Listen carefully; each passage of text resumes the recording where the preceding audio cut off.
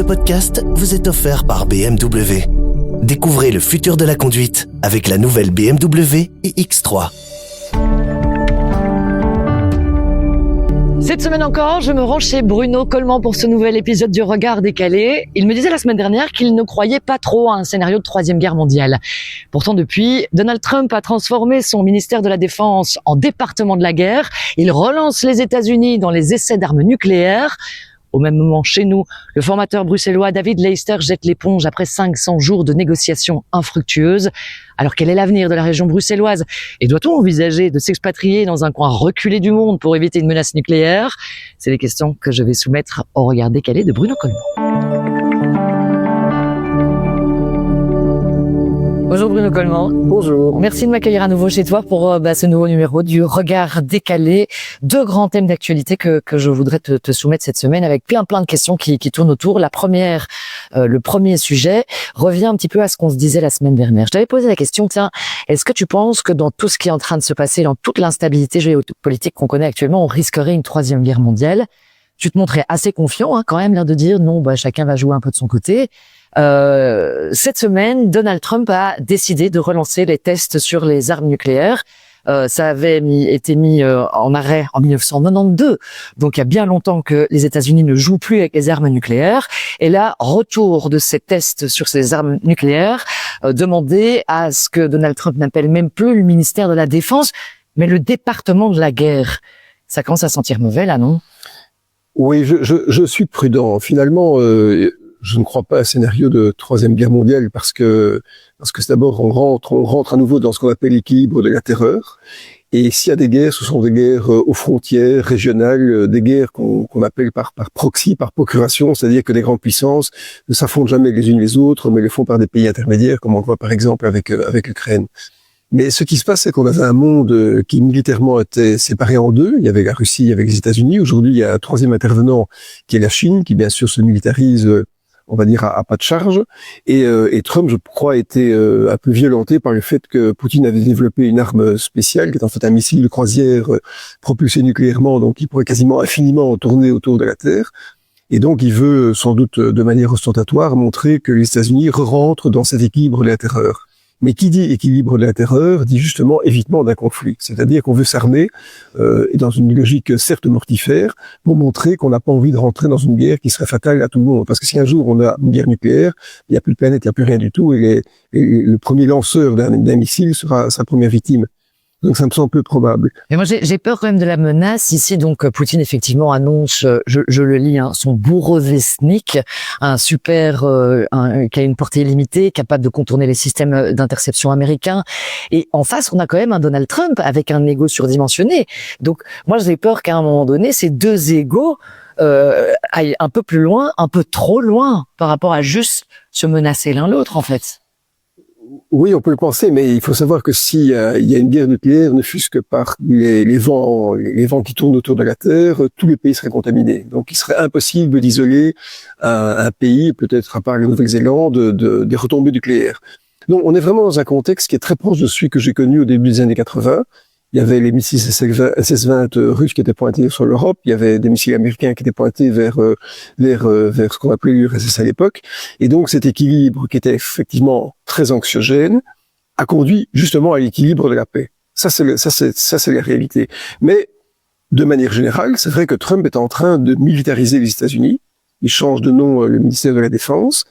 Il a annoncé, la semaine passée, c'est plutôt le Pentagone qui a annoncé qu'une garde nationale par État maintenant devait être capable d'intervenir en cas de manifestation, on va dire citoyenne contre Trump. Et c'est en prévision notamment des élections de 2026. Donc clairement, les États-Unis sont en train de tomber dans un système qui est militarisé, autocratique, répressif, et qui va conduire sans doute à un pouvoir quasiment absolu de la part de Trump.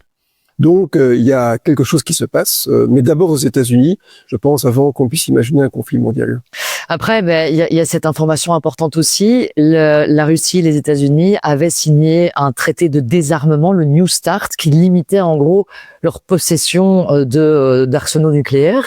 Ce traité arrive à échéance en février 2026. Demain, quoi. Je pense pas qu'ils vont en signer un nouveau. Je peux pas y croire. Non, ils vont pas signer un nouveau. Finalement, c'est George Bush senior, qui avait été la personne qui en 92 avait conclu ces accords, et dans une période assez particulière, puisque 92, ça correspondait quasiment avec la chute du mur de Berlin, avec la décomposition de l'URSS. Et aujourd'hui, c'est vrai qu'on a une nouvelle configuration géographique et politique en Russie, puisque Poutine veut recréer l'URSS d'hier, quasiment l'URSS qui a résulté des victoires soviétiques de l'après-Seconde Guerre mondiale. Et donc, c'est vrai, on a de nouveaux équilibres qui se passent, mais le point d'équilibre ne peut pas être l'aboutissement d'une guerre. De toute façon, si c'était le cas, je crois qu'on serait plus là pour en parler dans les secondes qui suivent. Et donc, il faut être, à mon avis, confiant dans le fait de se dire que les gens qui créent des armes, et Dieu sait si c'est inutile, le font dans la logique d'éviter la guerre que, on va dire, une puissance dominante pourrait lancer. Mais ça, c'est pour moi, à la limite, c'est des gens normaux et cohérents qui ont ce genre d'idées. Mais quand je vois Poutine, quand je vois Donald Trump, j'ai surtout l'impression d'avoir 2 enfants dans une cour de récréation et où rien n'arrête la méchanceté de l'un envers l'autre, en fait. Et donc, je me demande à quel moment, où va être le garde-fou, finalement, puisqu'on va perdre ce traité. Beaucoup de gens pointent du doigt l'ONU, l'OTAN comme étant quasiment devenus inexistants ou inutiles. Donc, où sont les garde-fous? Comment fait-on pour maintenir la paix?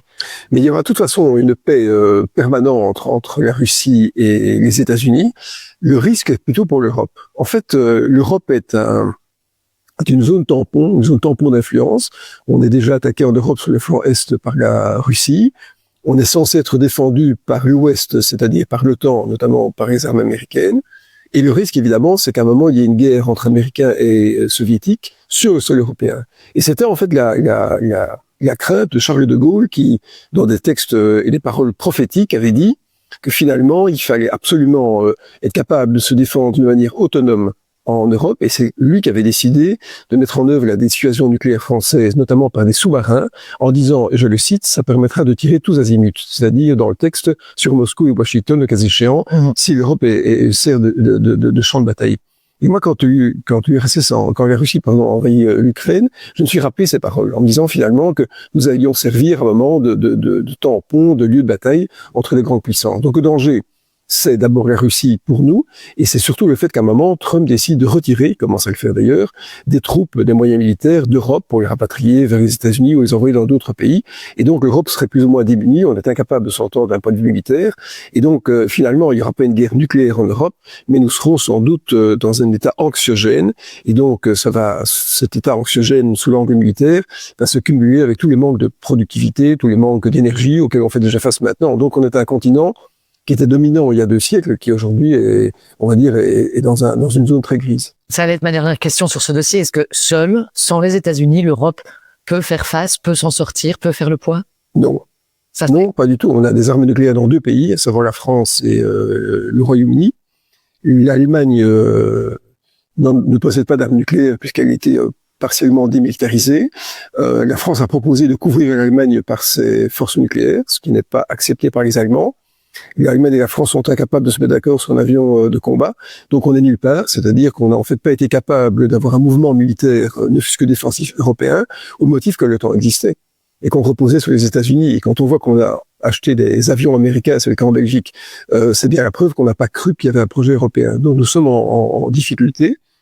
Et il est clair que et le vrai danger pour l'Europe à un moment, c'est que Trump décide de sortir de l'OTAN, ou décide à un moment que les armes sont désactivées. D'ailleurs, on voit bien qu'il était très prudent quant à l'utilisation des armes américaines contre la Russie, empêchant les Ukrainiens d'avoir des missiles à trop longue portée qui pourraient toucher le cas échéant Moscou. Donc c'est en fait l'Europe qui est dans cette espèce de zone grise, de zone tampon, qui est en danger, et qu'elle sera toujours, et je ne vois absolument pas la moindre amorce de dialogue entre les pays qui puisse conduire à une défense européenne intégrée. On va faire un petit zoom pour la suite de la discussion avec ce qui se passe en Belgique. C'est évidemment la grosse information de la semaine. David Leister qui quitte la politique nationale et régionale. Il reste bourgmestre, mais il arrête 500 jours qu'il essaye de négocier, de former un gouvernement à Bruxelles. Et ce coup-ci, il a jeté l'éponge.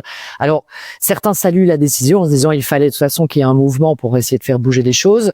D'autres, évidemment, la critiquent, d'autant que, selon certains journalistes, c'est Georges-Louis Boucher qui va remplacer David en termes de formateur du gouvernement bruxellois. Qu'est-ce que vient faire Georges-Louis Boucher à Bruxelles? Mais avant de parler de Georges-Louis Boucher, il faut parler de David Leister, que je connais un peu, Et je pense que sa décision est d'abord la décision d'un homme par rapport à un système, et que donc elle est respectable. Je crois que c'est un homme qui a été soumis à des pressions extrêmement fortes et contradictoires, qui n'avait peut-être pas, on va dire, l'habitude de pouvoir gérer des situations d'une telle complexité, et donc il était projeté dans un combat d'ego, dans un combat politique dont il n'avait à mon avis pas pris l'envergure, et croyant à juste titre d'ailleurs que le MR avait gagné les élections, il a pu imaginer qu'à un moment, ce soit le maire qui décide de la formation d'un gouvernement. Or, avec les règles de majorité, linguistique, mais aussi le fait que numériquement, c'est quand même la gauche qui a gagné les élections, c'était extrêmement compliqué. Donc, c'est d'abord la vision d'un homme, et ce fait que je le connais, j'ai du respect pour ce qu'il fait. Je pense il s'est battu jusqu'au bout. Il aurait pu avoir des voies de sortie, puisqu'on a lu dans la presse que Georges Boucher lui a même proposé le ministère de l'Intérieur. Il n'a pas voulu, il a voulu rester dans le combat, et donc ça l'honore. Et je pense que certains articles de presse ont été extrêmement cruels à son égard.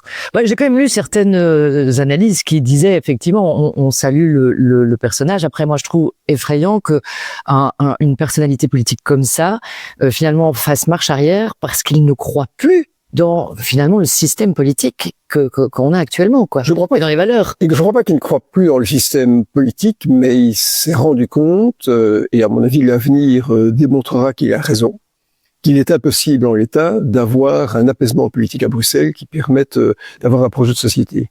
Et donc, il avait une ambition, je pense, humaniste, parce qu'il avait progressivement dépouillé son langage de la violence éventuelle qu'on aurait pu associer au MR, mais il s'est rendu compte que voilà, il n'arrivait pas à faire le consensus. Et maintenant, l'autre question, évidemment, c'est de savoir ce que va faire Georges-Louis Boucher. C'est ça, va-t-il y arriver? Oui, d'abord, c'est pas la première fois qu'il intervient. Eh bien, je ne sais pas, on verra bien, parce que je pense qu'il a été très clivant, il a suscité beaucoup d'irritation de la part des partenaires politiques, et donc, comme on doit aujourd'hui trouver un consensus sans invective, ça va être compliqué, je pense, pour lui, qui est plutôt dans la binarisation de la société qu'autre chose. Mais en vérité, il y a un problème plus général qui se pose. C'est qu'en fait, on est rentré dans un tel système particratique qu'aujourd'hui, ce ne sont plus les représentants élus qui, entre eux, décident d'une formation gouvernementale. Et on le voit au niveau fédéral, hein. Dès la fin des élections, le vote de l'électeur est oublié. Ce sont des adhérents d'un parti qui ont élu un président de parti qui permettent à cette personne de commencer à négocier avec d'autres présidents de parti. Le roi lui-même s'est prêté au jeu, puisque le roi reçoit les présidents de parti et pas des parlementaires, alors que dans un régime parlementaire, on ne pourrait plus imaginer, comme en France maintenant d'ailleurs, que ce soit des parlementaires qui soient reçus par le président de la République.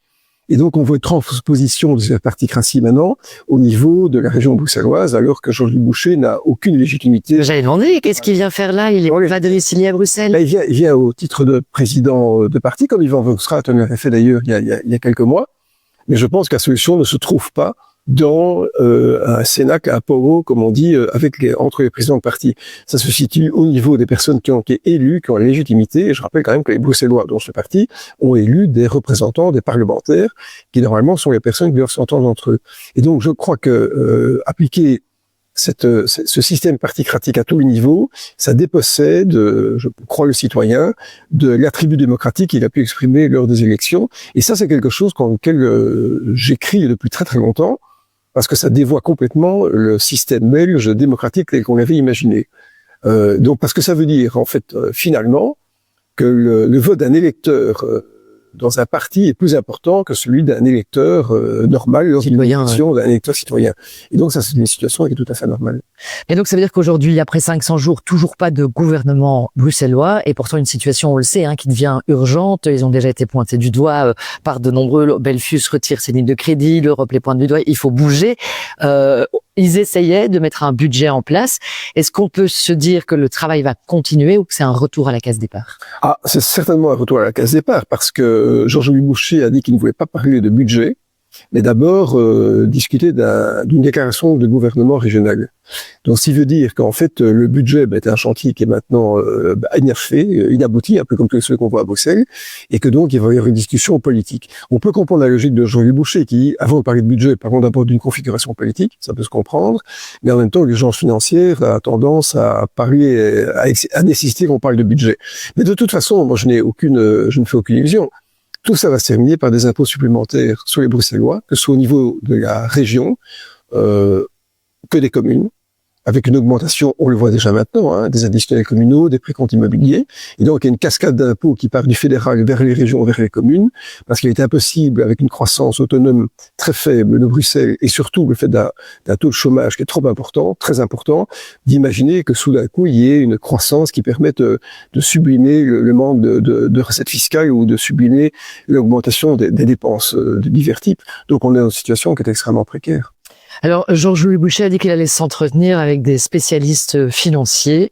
Est-ce que tu irais pas lui donner 2-3 petits tips, peut-être, pour essayer de parvenir Je crois qu'il y a des personnes qui sont bien plus qualifiées pour le faire. Mais de toute façon, ce serait d'abord une discussion avec des banquiers qu'il faut avoir. Parce que un déficit, ça se finance par l'emprunt. Heureusement, la note de la région bruxelloise n'a pas été récemment dégradée, mais c'est avec des spécialistes d'abord bancaires. Quelle est la latitude et l'enveloppe de crédit qui est autorisée par des banques ou par des marchés financiers vis-à-vis de la région bruxelloise. Et puis, je pense qu'il faut vraiment avoir une vision fiscale. Il faudra se poser la question de savoir comment est-ce que fiscalement on peut changer les choses. Mais en fait, le problème de la Belgique, de la région wallonne, de la région bruxelloise, c'est qu'on n'arrive pas à arrêter le temps. Si on arrêtait le temps, on pourrait mettre en œuvre un groupe de travail de un cénacle gigantesque qui permet de trouver des solutions. On n'a pas le temps, on est dans un roulement permanent, c'est extrêmement compliqué. Mais je crois que ça se terminera par des impôts. D'ailleurs, je le dis depuis le mois de juin l'année passée, tous ceux qui ont cru en des baisses d'impôts, à mon avis, en seront pour leurs frais. D'ailleurs, on sait que les promesses n'engagent que ceux qui y croient. Et donc, il y aura manifestement des augmentations d'impôts. On parle des impôts larges aujourd'hui. On a vu toute une série de déductions fiscales au niveau fédéral qui ont disparu. On a vu l'introduction de la taxation sur les plus-values. Donc, on voit des impôts qui augmentent malgré les dénégations de certains. Et donc, à Bruxelles, ça va se terminer comme ça, avec des personnes, sans doute, qui vont quitter Bruxelles, qui vont se dire que finalement, ça devient un piège budgétaire dans lequel ils n'ont pas envie de tomber.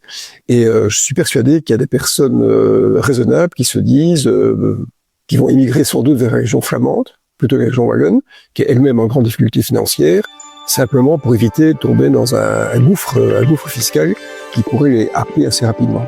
Ce qui sera encore évidemment moins bon pour la région. Merci beaucoup Bruno, en tout cas pour ce partage de ton avis sur l'actualité. J'espère que la semaine prochaine on arrivera à faire des choses un peu plus positives et voilà, donner un peu de l'espoir aussi. On se retrouve très bientôt. Merci beaucoup.